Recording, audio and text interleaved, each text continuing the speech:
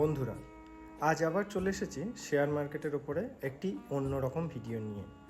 প্রথমেই কালকের মতো 3টে কথা আবার একবার বলবো। প্রথমত হচ্ছে নো বায়াস ভিউ, কোনো রকম বায়াস ভিউ রাখা চলবে না। দ্বিতীয় বিষয় হচ্ছে স্ট্রিক্ট স্টপ লস, এবং তৃতীয় বিষয় হচ্ছে একটি লেভেলের ওপরে মার্কেট বাড়ে এবং একটি নির্দিষ্ট লেভেলের নিচে নামলে মার্কেট কমে। এটা সব সময় মনে রাখতে হবে, এটা কোনোভাবেই ভুলে গেলে চলবে না। তাহলে তুমি টাকা তো ইনকাম করতে পারবেই না, ওতে তোমার পুরো পয়সা ধীরে ধীরে এমনভাবে লস হয়ে যাবে এবং তুমি সেই লস রিকভারির চক্করে গিয়ে পুরো পয়সাটাকেই শেষ করে ফেলবে। ভীষণ অ্যাক্টিভলি আমাদের এটা মেনটেন করতে হবে।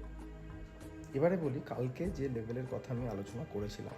আমি বলেছিলাম যদি 23,400-র ওপরে মার্কেট উঠতে পারে তাহলে মার্কেটের 1-150 পয়েন্ট ওপরে যাওয়ার আরও সম্ভাবনা রয়েছে, আর যদি 23,200-র নিচে নামতে পারে তাহলে মার্কেটের সেক্ষেত্রে 1-150 পয়েন্ট বা 200 পয়েন্ট নিচে নামার অনেকটা সম্ভাবনা রয়েছে। কিন্তু মার্কেট আজকে সারাদিনটা এর মধ্যেই ঘোরাফেরা করেছে। যদি তোমরা কেউ এই নো ট্রেডিং জোনে ট্রেড করতে যাও, দেখবে বেশিরভাগ ক্ষেত্রেই প্রচুর পরিমাণে লস হওয়ার সম্ভাবনা থাকে। এবং একটা বিষয় সবসময় মাথায় রাখবে, যদি প্রথম যে ট্রেড তুমি নিচ্ছ সেটা লস হয়ে গেল, তাহলে সেই দিন সেটার থেকে বেরিয়ে আসার সম্ভাবনা থাকে খুব কম, প্রায় হয়ই না।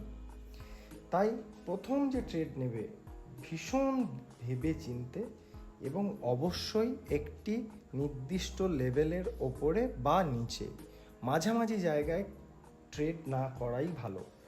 খুব যারা এক্সপার্ট হয় তারা এই স্ক্যাল্পিংটা করার চেষ্টা করে। সেক্ষেত্রে মার্কেট যখন একদম উপরে থাকলো তুমি পুট নিলে এবং মার্কেট নিচেই চলে এলো, আবার নিচেই চলে আসার পর তুমি কল নিলে, মার্কেট ওপরে চলে গেল, যখন মার্কেট একটি লেভেলের মধ্যে ঘোরাফেরা করছে। কিন্তু আমার মনে হয় নো ট্রেডিং জোনে ট্রেড না করাই বেটার। আচ্ছা, এবার আমরা দেখে নিই যে আগামীকাল আমরা কি ভাবনা চিন্তা করে এগোবো। আগামীকাল আমাদের লেভেল একদমই এক থাকবে, কিন্তু একটা বিশেষ জিনিস আমরা শেখার চেষ্টা করব, সেটা হলো টাইম ভ্যালু, অর্থাৎ সময়ের যে মূল্য, সেটা আমরা কালকে মার্কেটেই দেখতে পাবো। সময়ের মূল্য বলতে আমি কি বলতে চাইছি, অর্থাৎ এই যে পয়েন্টের মধ্যে আজকে মার্কেট ঘোরাফেরা করেছে 23,350 থেকে 23,250 বা এই জোনটার মধ্যে, সেখানে আমরা কালকে শেয়ার মার্কেট খোলার সাথে সাথেই ঝাঁপিয়ে পড়বো না। আমরা খুব ধীরে ধীরে ঠান্ডা মাথায় 10টা থেকে 10:30 এই 30 মিনিটস এবং 1টা থেকে 1:30 এই 30 মিনিটস, এই টাইমটাকে ভীষণ গুরুত্ব দেবো। 10টা থেকে 10:30টার মধ্যে যদি আমরা দেখি মার্কেট এই ওপরের বা নিচের কোনো একটি লেভেল, বিশেষ করে ওপরের দিকে অন্তত বলবো মিনিমাম 23,380 এবং নিচের ক্ষেত্রে সেটা অবশ্যই 23,200, এই কোনো একটা লেভেলের ওপরে বা নিচে ট্রেড করে, অর্থাৎ এই লেভেলটাকে যদি ব্রেক করে ওপরের দিকে বা নিচের দিকে, তাহলে আমরা সেই অনুযায়ী আশা করতে পারি যে মার্কেট অন্তত 100 থেকে 150 পয়েন্টের একটা মুভ দেবে। এবার এই মুভ যদি মার্কেট 10টা থেকে 10:30টার মধ্যে এই লেভেলকে ব্রেক করে, তাহলে আমরা যে দিকেরই ট্রেডটা নেব, অর্থাৎ আমরা যদি কল সাইডেও নিই বা পুট সাইডেও নিই, আমরা 12টা থেকে 12:30 পর্যন্ত বা ম্যাক্সিমাম 1টা পর্যন্ত দেখব এবং তারপর সেখান থেকে এক্সিট করে যাব।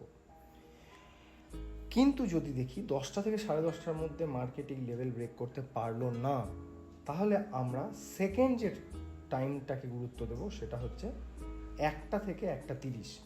এই 1টা থেকে 1:30-এর মধ্যে যদি দেখি এই লেভেল মার্কেট ব্রেক করেছে, তাহলে পুরোপুরি 3টে অবধি আমরা মার্কেটে থাকবো এবং তার সমস্ত রকম সুবিধা আমরা নেব। অর্থাৎ মার্কেট যদি 23,380-কে ব্রেক করে তাহলে অন্তত 1-150 পয়েন্ট, আর যদি 23,200-কে ব্রেক করে তাহলে অন্তত 1-150 পয়েন্ট আমরা শিওরলি মুভ পাবো। কিন্তু এক্ষেত্রেও একটা কথা আমাদের সবসময় মনে রাখতে হবে যে আমাদের এই ধারণা যদি ভুল প্রমাণিত হয় তাহলে কিন্তু স্ট্রিক্ট স্টপ লস, এবং আমি সবসময় বলি 20 থেকে 25 পয়েন্টের একটা স্টপ লস আমরা নেব। যদি দেখি সেটার থেকে মার্কেট নিচেই চলে এসছে, আমরা সাথে সাথে এক্সিট করে যাব। এবং পুনরায় আমরা লেভেল ব্রেক হওয়ার জন্য অপেক্ষা করব।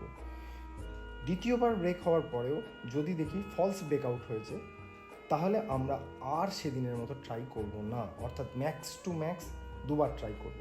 কেন দুবার, তার ব্যাখ্যা পরের ভিডিওতে দেবো।